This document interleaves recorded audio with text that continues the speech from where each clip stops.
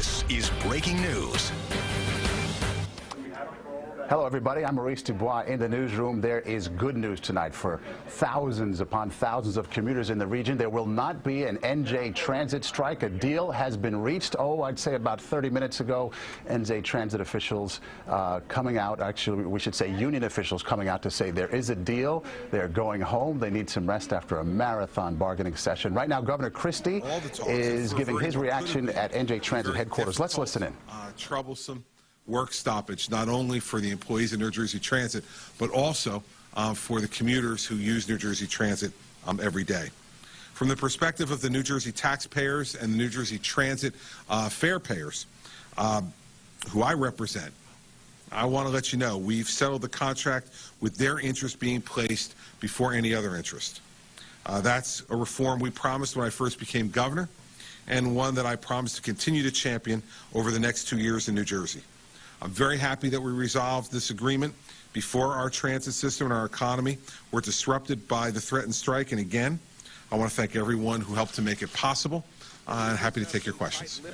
During what management says should be the final negotiation sessions to avoid a rail strike. No.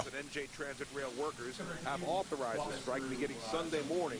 It's now time to close those differences, reach an agreement, lift it. Over the standard contract, what does it do with health benefits? What does it do with pension payments as it relates to new employees? Can you please walk us through the details? I've been involved in these conversations in detail for the last week, and one of the commitments that I made to the leaders of all 11 unions was that I would not go through these details with all of you until they had an opportunity to go through it with their members.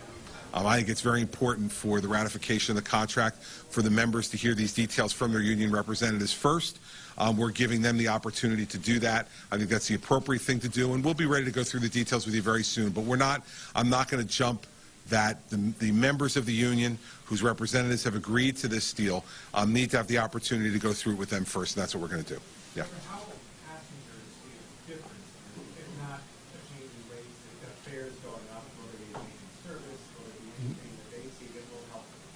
When they won't see any difference. They'll get on the train on Monday morning and it'll be business as usual. Governor, it looks like you become directly involved in negotiations. Can you describe those?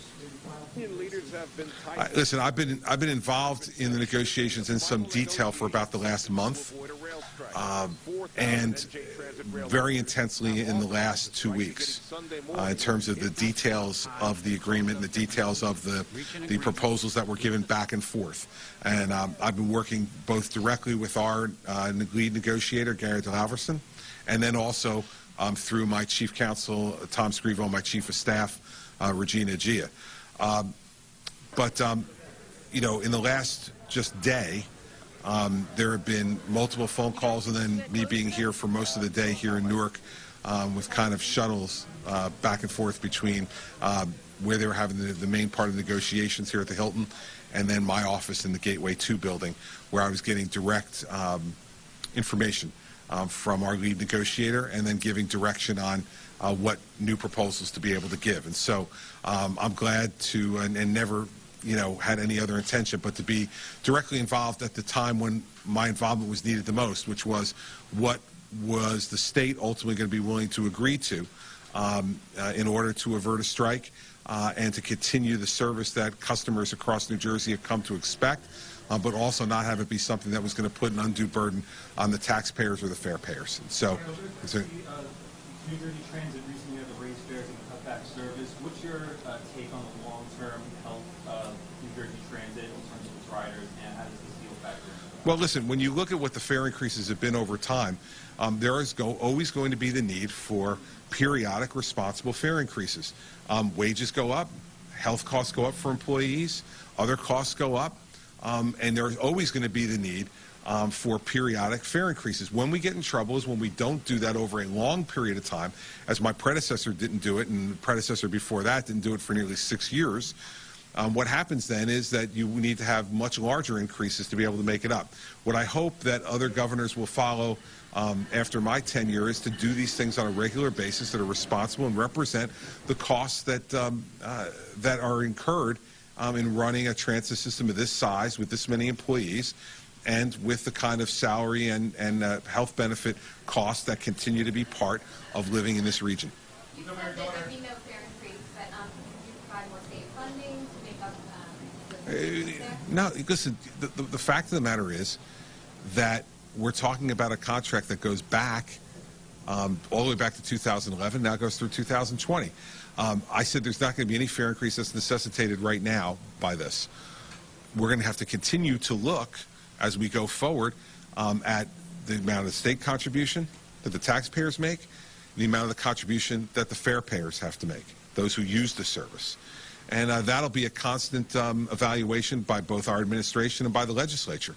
And so we'll see how that goes. But there's no immediate fare hike that's needed to pay for what we've done in this contract. I think people were being reasonable. Listen, negotiations are hard. We're dealing with 11 unions on the other side. And so let's be fair. There was not always unanimity of position on the part of 11 unions, nor would you expect there to be. They represent different sectors of the service, and they have different concerns and different priorities. So, you need to go through a long and tough collective bargaining process. Obviously, in dealing with rail, it's different than we were dealing with the bus side of things because of the presidential executive board and all the rest that go into railway negotiations that make them much different type of labor negotiations than any other labor negotiations I've been involved in as governor. They're different because the law mandates that they be different. But I think that all throughout, we're taking the right kind of steps, acting in good faith, and so were the unions. I don't think you ever heard from our side of the table any accusation that people were not acting in good faith. I never got that report back from our negotiators, nor did I see anything even publicly that led me to believe that the union representatives were not acting in good faith. They have a job. Their job is to try to get the most they possibly can for their members. And my job is to make sure that we don't put too much of a burden on the fare payers and the taxpayers of the state to provide the service. And I think everyone acted in good faith, and these things always come down to near the end. That's why all the hysteria that was going on, quite frankly, ginned up by many of the people in the media, was just not something that I was all that concerned about. I've been involved in lots of negotiations in my life. People generally don't settle until they have to. And we're about 30 hours or so from have to. So we got it done. The price tag on this was estimated at one point that the union proposal would cost $183 million. Do you know what this will cost? I do, and I'm not telling you. Why not? Because the unions and I have made an agreement that the financial specifics of this deal will not be put out by the government until they've had an opportunity to present it to their members. Because remember something, what we have here is a tentative agreement. It still must be ratified by all 11 unions. Now, I'm confident that it will be, but not if I stand up here and I break my word. Well, listen, the union folks know the different aspects of health care costs, wage costs, and other things that are embedded in this agreement. If I give you a number, it will not take them long to figure out how that gets broken out.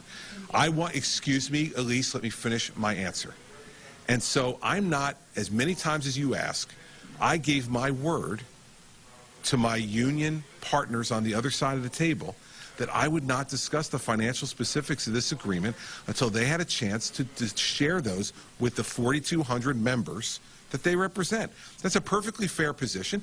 Remain calm. All of you will get the information as soon as they get it to their members. Believe me, I'm sure as they give it to their members, you'll get it real quick.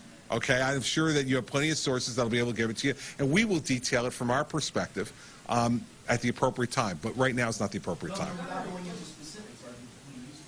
I am. I'm pleased. I think we came to a fair, reasonable accommodation of the interest of the unions and their members, and the interest of the taxpayers and the fare payers of the state. So I think everybody made significant compromises along the way, and so any of the numbers that you earlier heard or whatever, they're going to be significantly different.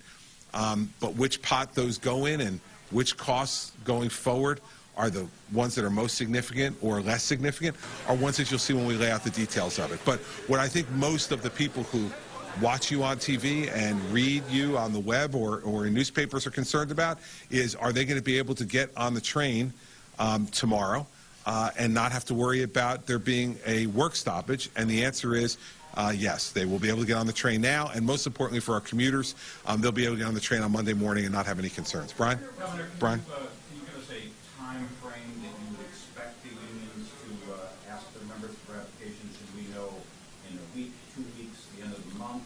Oh, I think we'll know. I think we'll know fairly quickly, Brian. I mean, I don't want to put an exact time on it, but these negotiations have been detailed and long, as you know.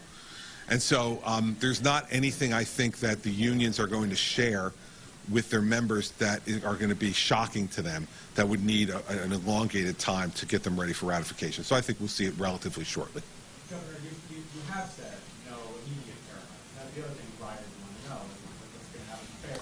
How do you define immediate? Is it a year? Is it 5 years? I have no plans. I have no plans in this budget cycle to seek a fair hike. So that would mean no fair hike through June 30th of 2017. So I don't have anything in the FY17 budget that anticipates any transit fare hike, and there's nothing that happened here that would make me change the budget proposal that I put before the legislature in February. So I'd say at least until then, and then we'll look in February. And so you've been listening tonight. Governor Christie with good news to report. There will not be an NJ Transit strike. Some 29 hours before a strike was set to begin, we got word that a deal has been struck. The governor telling us that it goes back retroactively to 2011 through 2020. Tentative deal needs to be ratified by the 4,200 members of 11 union representing rail workers. And so no fare increases for now. The governor leaving that door open. Bottom line, though, he said Monday morning will be business as usual. You can ride the trains on NJ Transit throughout New Jersey. So there you have it. That's the good news on a Friday night. We'll have a full report for you on TV 1055, the news at 9, and on CBS2 News at 11. For now, I'm Maurice Dubois. We'll send you back to Mike and Molly.